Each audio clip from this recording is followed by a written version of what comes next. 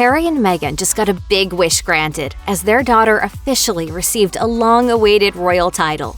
Here's how it happened despite the royal family rift. On March 3, 2023, Prince Harry and Meghan Markle, Duke and Duchess of Sussex, hosted a christening for their 21-month-old daughter, Lilibet Diana, at their home in Montecito, California.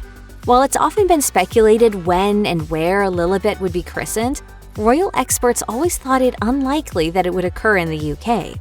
Having the christening in the US was a choice that also reflected the preferences of Lilibet's godfather, playwright and actor Tyler Perry. I go, okay, what's going on? And they say, well, we'd like for you to be Lily's godfather. I go, whoa. In the Netflix docuseries Harry and Meghan, Perry recalled that while he was honored to be chosen as a godparent, he had some misgivings about traveling abroad for the christening. Does this mean we got to go over there and do all of that in the church with them and figure all that out? Because I don't want to do that. As an alternative, he suggested a small ceremony in Montecito instead. Like Perry envisioned, the event was a smaller affair, with 20 to 30 guests. Meghan and Harry also kept the guest list small for Archie's christening. In 2019, Lilibet's older brother was christened at Windsor Castle, with 25 guests attending. While Doria Ragland, Meghan's mother, participated in both events, Harry's side of the family was notably absent this time.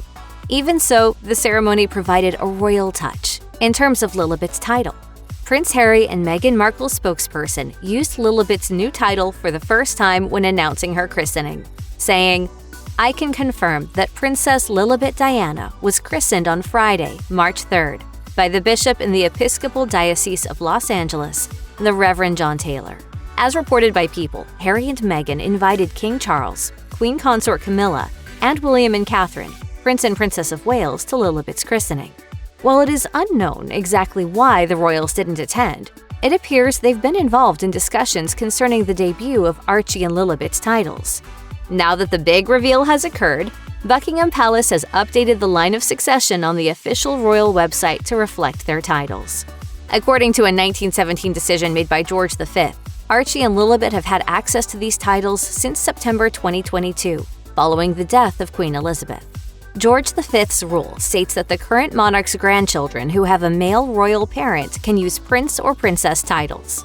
However, Archie and Lilibet are not eligible to be styled as His or Her Royal Highness, since Harry is no longer a working royal. Instead, these designations are in abeyance, a kind of limbo where they existed but aren't used. Royal titles can be murky. During Prince Harry and Meghan Markle's bombshell interview with Oprah in 2021, Meghan revealed her surprise when she learned that Archie wouldn't get a title. She mistakenly believed her child was being unfairly excluded.